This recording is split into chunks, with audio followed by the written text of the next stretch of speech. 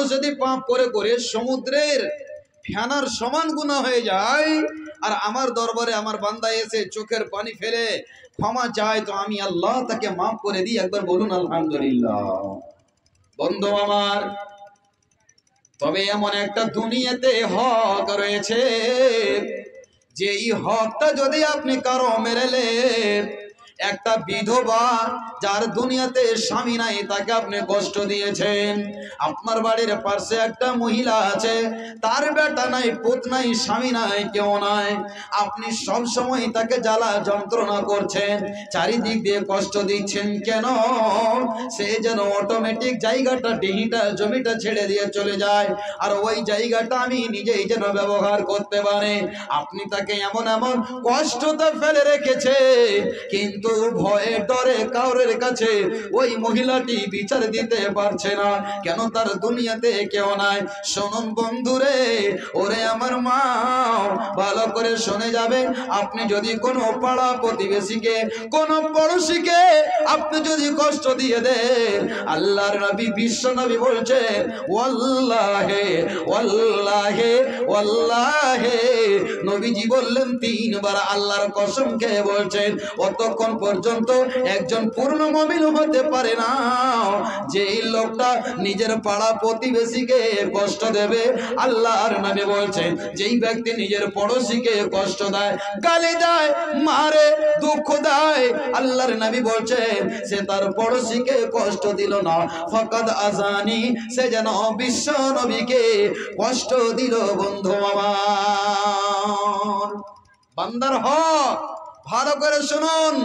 আপনি নামাজ পড়ছেন, নামাজ পড়ে পড়ে কপালে ঘরটা ফেলে দিয়েছেন বাপজি, আপনি 2 বার 3 বার হজ করে এসেছেন, আপনি তাহাজ্জুদের নামাজ পড়ে সবে কাদার আপনি রাত্রে জাগেন, 30 খানা রোজা রাখেন, কিন্তু বন্ধু আপনার ব্যবহারে আপনার পাড়া প্রতিবেশী শান্তি নয়, আপনার মুখের ভাষা এত খারাপ, এত অকথ্য ভাষা, আপনার ব্যবহারে এলাকার মানুষ শান্তি পায় না। আল্লাহর নবী বলছেন, ওরে হাজী সাহেব, তুমি 10 বার যদি হজ করো, এই হজ তোমার কাজে লাগবে না, তোমার রোজা কাজে লাগবে না, তোমার নামাজ কাজে লাগবে না। এই জন্য লাগবে না, তোমার ব্যবহারে তোমার পাড়া প্রতিবেশী বড় কষ্টতে আছে। হুকুকুল ইবাদ কাকে বলে শুনুন ভাই আমার। বান্দা যদি আপনার উপরে কোনো দাবি রেখে দেয়, যদি কোনো বান্দা আল্লাহর কাঠ গড়াতে, আল্লাহর আদালতে যদি বিচারে দিয়ে দেয়, আল্লাহ আমি একজন গরিব মানুষ, আমাকে লোকটা কেন এইভাবে জ্বালা যন্ত্রণা করছে। কোন যদি একজন ছোট বাচ্চা, তাকে আপনি অকারণে আপনি একটা তার গালে থাপ্পড় মেরে দিলেন, যদি বলে দেয়, রব্বুল আলামিন গো, আমি এর বদলা নিতে পারলাম না, প্রতিশোধ নেওয়ার মতো আমার ক্ষমতা নাই, আল্লাহ কাল কিয়ামতের মাঠে তুমি এই বিচারটা আমার করে দিও। বন্ধুগণ আমার, আল্লাহ বলছেন, বান্দারে যদি নামাজ না পড়তে গেলে তোর পাপ হয়েছে, ক্ষমা চাইলে আমি মাফ করে দেব, কিন্তু কোন বান্দা যদি আমার উপরে তোর জন্য দাবি রেখে দেয়, তবে আমি ওই গুনাহটাকে মাফ করব না। আপনি হাজী সাহেব হলেই হবে কি, আর মৌলভী সাহেব হলেও হবে কি, আর নামাজি পরেজগার হলে হবে কি? আপনার ব্যবহারে যদি আপনার পড়োশী শান্তিতে না থাকে, আপনার সমস্ত বরবাদ হয়ে যাবে। কেন? এটা তিরমিজি শরীফের হাদিস বলছি। আল্লাহ রাব্বুল আলামিনের নামে বলছেন, কাল কিয়ামতের ময়দানে, কাল কিয়ামতের মাঠে একজন ব্যক্তি আসবেন, ওই লোকটা এত নেকি নিয়ে আসবেন, তার নেকির পাহাড় যেন থাকবে।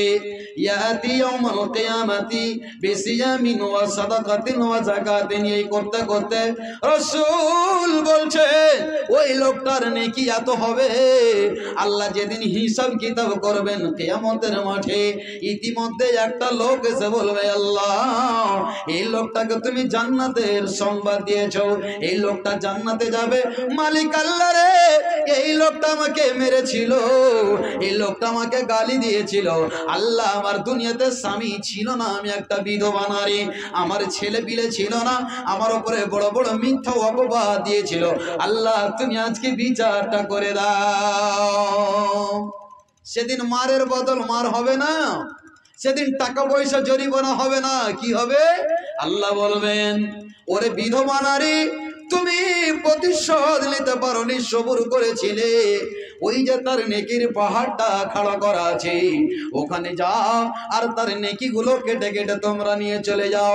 একজন বান্দাকে বলবে, আল্লাহ তার জমির পাশে আমার জমি ছিল, প্রতি বছর প্রতি সিজিরে আমার আইলকে কোদাল দিয়ে কেটে কেটে কেটে কেটে আমার জমিকে ধনুকের মতো করে দিয়েছিল, আল্লাহ তুমি বিচারটা করে দাও। আল্লাহ বলবেন, বান্দারে যাও তার নেকিগুলো নিয়ে নাও। এই করতে করতে করতে করতে বন্ধু, ওই লোকটার সমস্ত নেকের পাহাড়গুলো শেষ হয়ে যাবে। ও অবশেষে লোক অভিযোগ করতে থাকবে, আল্লাহ এই করেছে সেই করেছে। তখন তার যে নেকি আর নাই, তখন বলবে, তোমার গুনাহগুলো ওর ঢেরিতে গিয়ে লাগিয়ে দাও। অবশেষে বন্ধুরে নবীজি বলছেন, সুম্মা তুরিহা ফিন্নার, ওই নেকির পাহাড় করনেওয়ালা লোকটাকে অবশেষে জাহান্নামে ধাক্কা দিয়ে ফারিস্তারা টানতে টানতে নিয়ে চলে যাবে। একবার বলুন সুবহানাল্লাহ। এটা হলো বান্দার হক। আপনি যদি কষ্ট দিয়ে রাখেন, আল্লাহর কাছে যদি বিচার চেহেলায়, তাহলে সব নষ্ট হয়ে যাবে। বন্ধু, একটা কথা বলে আমার বক্তব্য শেষ করছি। আল্লাহ রাসূল সাল্লাল্লাহু আলাইহি সাল্লাম বলছেন, 3 প্রকারের মানুষের দোয়া আল্লাহর কাছে কবুল হয়ে যায় সঙ্গে সঙ্গে। আপনাদের জানা আছে, বলতে পারবেন কয় প্রকারের মানুষের দোয়া? 3 প্রকার। 3 প্রকার বান্দার দোয়া আল্লাহর কাছে একদম ডাইরেক্ট কবুল হয়ে যায়, কোনো পর্দা লাগে না, সরাসরি কবুল হয়। নাম্বার 1, নবীজি বলছেন, একজন যদি মুসাফির দোয়া করে দেয়, মুমিন যদি হয়, আমি যদি প্রকৃত নামাজি হয়ে পরেজগার হই, আপনাদের জন্য যে দোয়াটা করব আল্লাহ সঙ্গে সঙ্গে কবুল করবে। একবার বলুন সুবহানাল্লাহ। সাহাবারা জিজ্ঞাসা করলেন, নবী গো, দ্বিতীয় নম্বরে কোন লোকটার দোয়া আল্লাহর কাছে কবুল হবে? আল্লাহর নবী বললেন, তোমাদের মা এবং বাবা আল্লাহর দরবারে সন্তানের জন্য যেটাই দোয়া করবে, সে যদি বদদোয়া দিয়ে দেয়, তবে ওই দোয়াটাও আল্লাহর কাছে কবুল হবে। আর যদি ভালো দোয়া দিয়ে দেয়, ওই দোয়াটাও আল্লাহর কাছে কবুল হবে। মা বাপের দোয়া সন্তানের জন্য লাগে কি লাগে না? লাগবে। যদি আপনার মা বলে দেয়, আল্লাহ আমার ছেলেকে দুধে ভাতে খাওয়ায় আল্লাহ, এই দোয়াটা সঙ্গে সঙ্গে কারেন্টের মতো কবুল হয়ে যায়। অন্য অন্য লোককে আমরা দেখতে পাই গ্রামে, সমাজে, পাড়া প্রতিবেশীতে, একই মায়ের 5টা সন্তান, 4টা ভাইকে দেখেন হাই হাই দই দই করে বেড়াচ্ছে, খাটছে কি করছে, কিন্তু জুটে না, এদিক টানতো ওই দিক উদাম হয়ে যায়। কিন্তু আর একজন ভাইকে দেখেন আল্লাহ খুব সুখে রেখেছে, বলেন ভাই কি করছেন? আল্লাহ খুব ভালো রেখেছেন। কেন? আমার 4টা ভাই দেখেন সারা জীবন হাই হাই করছে, পেট ভরে না, আল্লাহ আমাকে খুব সুখে রেখেছে, মা বাপের দোয়া আছে। কথাটা বলে না? বলে কি বলে না? আর এই কথাগুলো আপনাদের এলাকায় নাই? এই কথাটা বলে কেন? ওই যে মা বলেছে, আমার ছেলেকে তুমি দুধ ভাতে খাওয়াই আল্লাহ। বন্ধুগণ, নবীজি বললেন, দ্বিতীয় নম্বর হলো, তৃতীয় নম্বর কে হবে?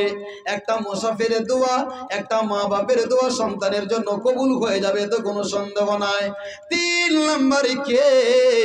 যে ব্যক্তিটা হলো মাজলুম ব্যক্তি, যার উপরে আপনি বিনা কারণে জুলুম করছেন, কোনো দরকার নাই, কোনো কারণ নাই, ও কারণে আপনি তার উপরে জুলুম করছেন। আল্লাহ বলছেন, মাজলুম ব্যক্তি যদি আল্লাহ দরবারে হাত তুলে দেয়, তবে আল্লাহ বলছে আমি ওই দোয়াটাকে কবুল করে নেব। ভালো করে শুনুন, মারওয়ান বিন হাকাম